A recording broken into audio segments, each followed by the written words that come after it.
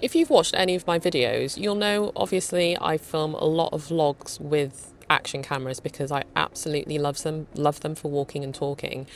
But there are times, and there are a lot of times, where I will literally just go and sit in a nice location on a bench and I'll just want to use my Sony camera because I absolutely love it. And the reason that I started my channel in the first place was because I love gear and I love talking about it, I love creating videos with it.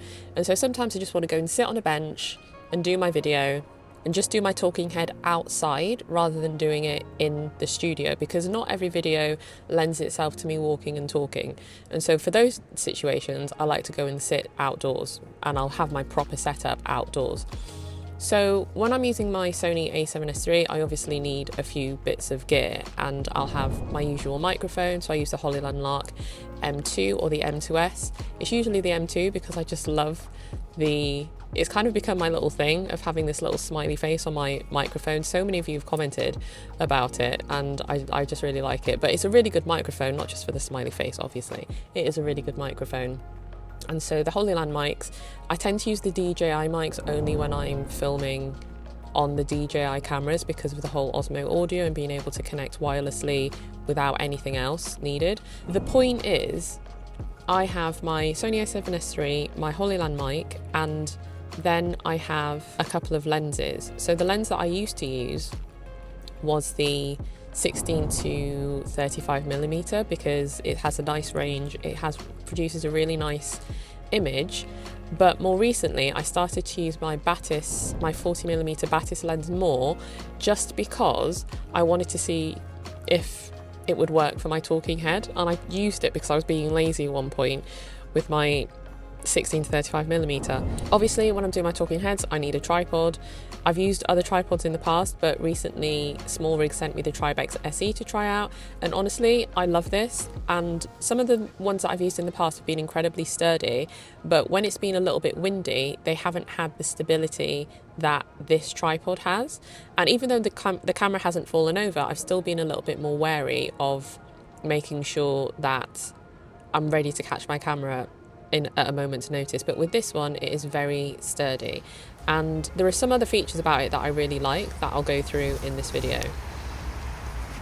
Okay, first thing that I will say is that I'm actually using the 16 to 35mm for this video because I wasn't sure where I was going to film outdoors and I didn't know if I'd have the space to have the camera further away if I were to use the 40mm. I also have this newer monitor that I use on top of the camera because sod trying to look at that small screen, especially if it's in bright sunny conditions. And if you want to know more about that monitor, it's a favourite of mine. So I've put a link to it in the description. I don't know why I'm doing this. I can literally just sit down. There's a bench right here.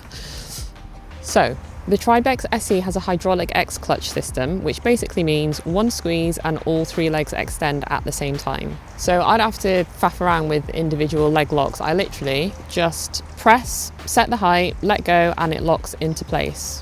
Which also means if you were on an uneven surface, for example, it'll level out without having to adjust each leg individually. So it just makes setting it up and tearing it down that much quicker, and I don't have to wrestle with individual legs.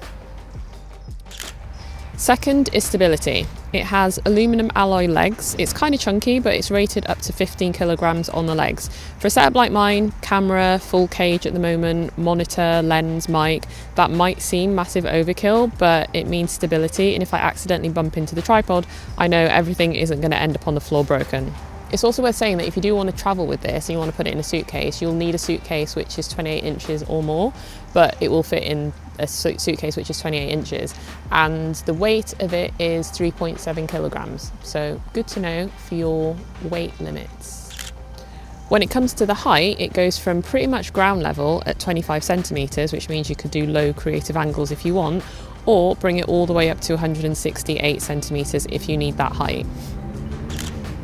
The Tribex SE also has a fluid head with a max payload of 6 kilograms. It's not some crazy cinema head, but it has got a damp pan and tilt. So if I want to make tiny framing adjustments, I can just nudge it and it moves smoothly instead of jumping all over the place. Once I've got my frame, I lock it off and it doesn't drift, which is all I really need for this kind of talking head shot anyway. Also, say I want to get some B-roll clips or establishing shots or something. With the fluid head, I can get really nice slow movements and smooth movements, so it just makes the shots look a little bit more cinematic, if you like, but just nice smooth movement.